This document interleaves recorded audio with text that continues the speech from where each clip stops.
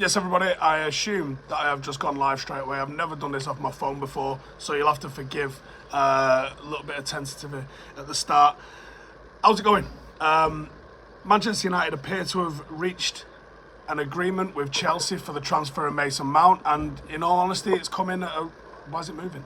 It's coming at a relatively decent price. 55 million I'm pretty happy with. When we started doing some content about this at the start of the summer, we were looking at Chelsea wanted somewhere in the region of 80 million. Never in a million years would I want to be going for 80 million for Mason Mount. 55 million, yeah, it's maybe a touch higher than I would like to have gone, but 55 million, not too bad. If you've not already seen it, I've done a video on how Mason Mount fits in, and I think it could be the start of Manchester United moving to a more solid midfield three rather than the 2 and the 1 that we currently play. But Mason Mount looks like he's going to be Manchester United's first signing of the summer, and I think that's a big step for us because it feels like it's been drawn out. This hasn't been drawn out at all compared to some of the sagas that we've seen in the past. This has been relatively quickly and efficiently sorted out. I think that's an interesting one. Larry says, why don't we go for Casado now and bring in Mount on a free?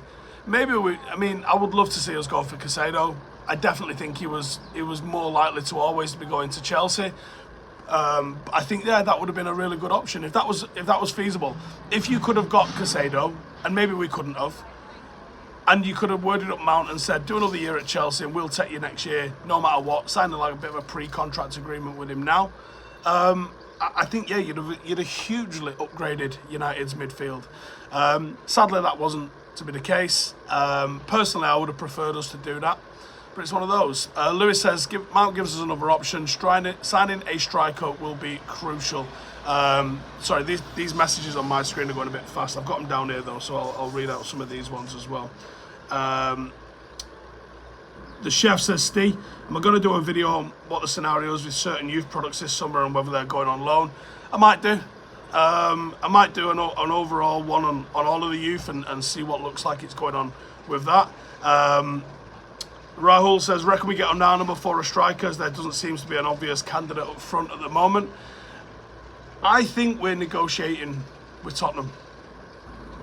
I think after we saw Bayern Munich slung in 70 mil, that's a threat. That is a threat. And that's certainly somewhere that I could see Harry Kane being interested in going. But I also think if United matched it, United could snag him, to be honest with you. I think that could have been something we can do.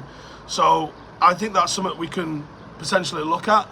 There's no way we go into the season without signing a striker, so I'm not overly concerned about it. I mean, if it gets to like middle of August and we haven't, yeah, I might start panicking by then. I think that would be fine. Says no chance Kane comes to United. Why?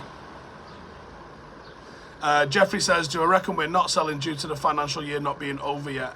I don't know about that. I don't think that's a draw. No, I think if we could sell, we would. And I saw a comment just before I went live saying, imagine we could actually sell players for what they were worth. I can't find the comment now, but it was someone right at the very start of the video.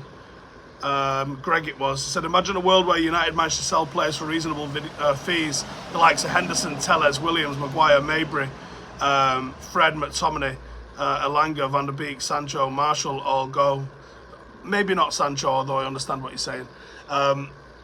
Yeah, all of those players, if they was at any other club in the circumstances that they find themselves with, the international reputation that they find themselves with, they bring in far more money than what Manchester United bring in for those players. And that's the annoying part, is that United never seem to get value for money. Fifere says, are we heading into a new season with the Glazers? No, I think it probably is drawing to a conclusion. I just think it's long-winded, as everything is with the Glazers, isn't it? Everything's long-winded with them. Says keep Sancho. Cameron says, do I think Kane at 30 is worth more than 100 mil? No. I think what Bayern Munich offered him at 70 was perfectly fine. I'd be pretty happy with that. I think 80 starts to get to the bit like... But over 80 I think is far too much, in all honesty. Gurav says, don't understand why United can't understand they need a number 9 and a good goal stopper, not a number 8. here's the thing, mate. I don't think United think that that's the case. I don't think United are going like, yeah, let's maybe get another midfielder, then maybe a goalkeeper. What do you mean a striker? I don't think they're doing that. I genuinely don't think United are doing that. I think United are probably working on it, and we just haven't heard about it yet. So I'm not panicking. Like I said, if it gets another 6 weeks and we still haven't had one, haven't had a sniff of one, then yeah, I probably would start to panic. But right now, I don't think it's time to panic just yet. Sam with the super chat says, has the Glazer sold but are holding off from announcing a way to protect ourselves getting robbed in the transfer market? I don't think that's legally possible. I think if they've sold, there's public shareholders, like there's 30% of the club is owned by like random people, shareholders. So I don't think they're legally all allowed to just not say anything. And I don't think the Glazers would care if United got ripped off in the market. Think about it. United have spent $1.5 billion being ripped off by the Glazers because of their ownership. Why would they like help us get an extra couple of signings in over the it doesn't make sense, does it? United Community Channel with a super chat says, hey Steve, Mount is a good signing. Last season coached by Potter and Lampard. Ten Hag will be different gravy with him. Yeah, there's a good chance of that, isn't there? What are the Glazers out party plans? Well, let's get them out the door first and then we'll figure it out. Shimil says, should we be going for 2 strikers or would you keep Marshall as a backup? I don't think you're going to get 2 strikers over the line. I think you're probably going to get one over the line and maybe Charlie McNeil, but I don't know if he's ready. Maybe Marcus is your backup one. Do you know what I mean? JK says, does this mean no De Jong? De Jong is better than Mount. Look, I think the De Jong one was never a strong link this summer anyway. The video I did the other day was basically on the back of someone from Barcelona or in Barcelona saying he could be a player that they sell, and it brings up obviously the links to United because United were obviously interested in him. So I don't necessarily think that we had a serious go for De Jong this summer. I think he was probably just like a bit of a peripheral option. And again, dealing with Barcelona, not the easiest thing to deal with, I don't think, is it? Man United since '82 says De Jong doesn't want to come here. I can't agree with that, to be honest. And I know everything he said publicly is that he doesn't want to leave Barcelona. But then I feel like his relationship with Ten Hag would mean that he would at least tell Ten Hag the truth about what was going on and not just string him along. So despite what has been said publicly, I don't think that's the case. Anshun says, Steve, Onana makes a lot of mistakes. Are you sure about him? No, I'm not sure on him. Costa to me seems more suited to us, but it seems like Onana is the one that we're dealing with. Greg says, Højlund seems the backup if we don't get Kane at the minute. Well, there's a really interesting conundrum in it. Supposedly, United have been told it's going to be 80 million off Atlanta for Højlund, which is very, very steep. Do you go with Højlund, who's still got a lot of room and a lot of developing to do, or, which he might not achieve, by the way, or do you go and get Kane, who you're pretty much going to get, you should get 20 goals out of Harry Kane, barring injuries, in all honesty. Paul says, do I think we get Kane? I can't see him leaving the Prem. I never thought about it until Rio mentioned it on our podcast when he said Kane will want that all-time Premier League scoring record. So, if that being the case, I can't see him going anywhere but United. Now, Bayern Munich is a different prospect altogether though, because Bayern Munich could feasibly say, you know, we can have a strong run at the Champions League and try and win it this year.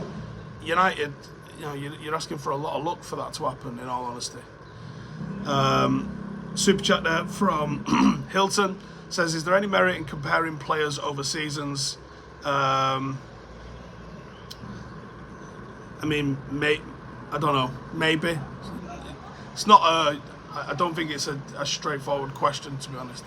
It's certainly not a straightforward answer, I don't think. Tariq Kull says, I know Højlund wants United, but Atalanta want a crazy price. What if they dropped it to 69 mil? If the supposed price drop for 69 million for Ramos is true, who would I get as a cheap second striker? There's free transfer strikers you could go and get that would be ample as a backup, and I think that might be the move. Yeah.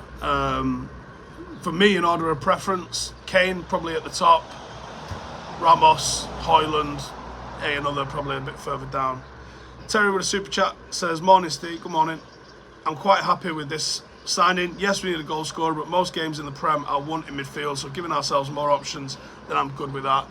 Yeah, I think I can see how he improves what United are doing, or evolves what United are doing, I think.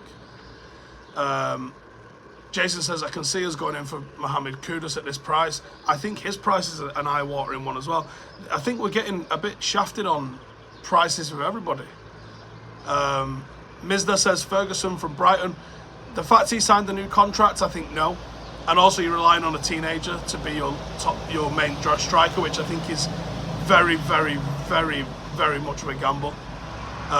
Bob says, "Kudus is 45 million euros. I thought he was more like 70, 80. I mean, 45 isn't bad."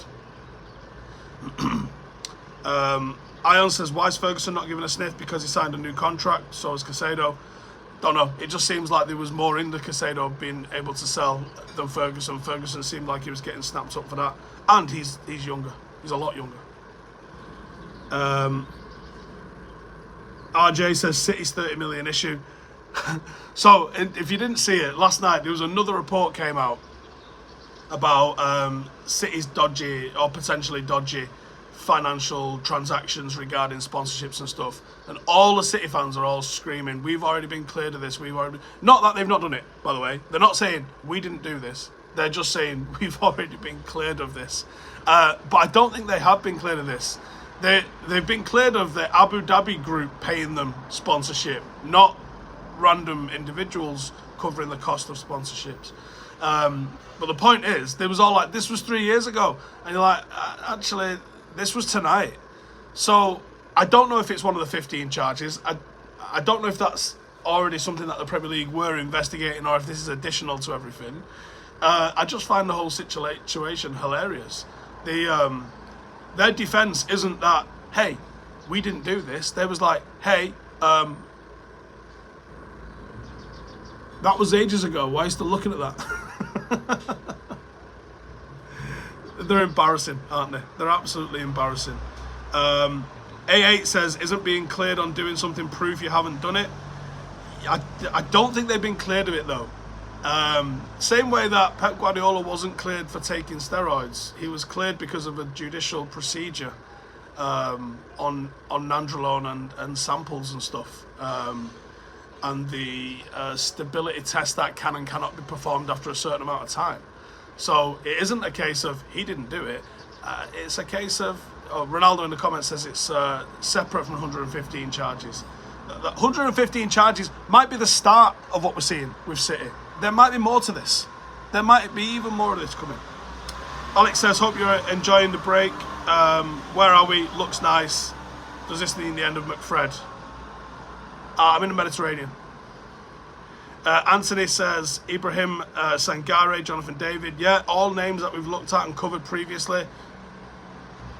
There just doesn't seem to be anything coming from them, does it? Lewis says, "Please don't shoot me, but if we don't get a striker and Ten Hag wants to use Greenwood now the charges are dropped and use the money elsewhere, I wouldn't feel good with him playing for United again, is my opinion." And that's that. And I think the club have already sort of made a decision with that. Again, you see, look at the difference here, right? I could quite easily sit here and say, Mason's been cleared, go play him. But the thing is, we all heard that audio and we all made our assumptions based on that audio. Now, we've all seen what's happened with Manchester City, but all Manchester City fans are just saying is, they're not saying we didn't do it, they're just saying, oh, we've been cleared of it. Do you know what I mean? No. I don't want to see that. Have some integrity. Liam says, "I work with a City fan and he can't even say half of their players' names." Doesn't surprise me. Charles says, "Prefer Costa, even when Onana is a huge upgrade on where we are with De Gea. There's a clanger in him over the course of the season. It's not worth it." it's worth it to get the style of play Ten Hag clearly wants. That's it. Ten Hag's worked with him. I do take his judgment on that one. It's one of those, isn't it? Do I think Alanga has a future with us? Probably not, in all honesty. I think he got overtaken by Garnacho, and I think there's other players in the mix that are going to make it happen as well. How much would Tammy Abraham cost? A lot, I think. Probably more than he's worth. Yeah. In says, I wouldn't want Greenwood back. He'd get a bad reception, but he's also been out too long. There's also that as well. We have no idea what sort of condition he's going to come back in. None. None at all. Irish Oreo says, brother-in-law's a City fan, of course. He was in a Newcastle kit for Sam Fender. What? Like, I like Oasis, I wouldn't put a City kit on for it. What? Absolute chaos. Do I think De Gea stays as a second goalkeeper? No, I think he joins the legion of players that are heading over to Saudi Arabia. We've never seen anything like this. We have never seen anything like the movement that is going on with Saudi Arabia. We've seen individual clubs and individual players popping over to MLS, to China, to this, that and the other. We've never seen it. I know it's owned by one guy, which makes it a lot more straightforward to achieve, or the money's all coming out of the same pot, should I say. What's happening in Saudi Arabia is insane.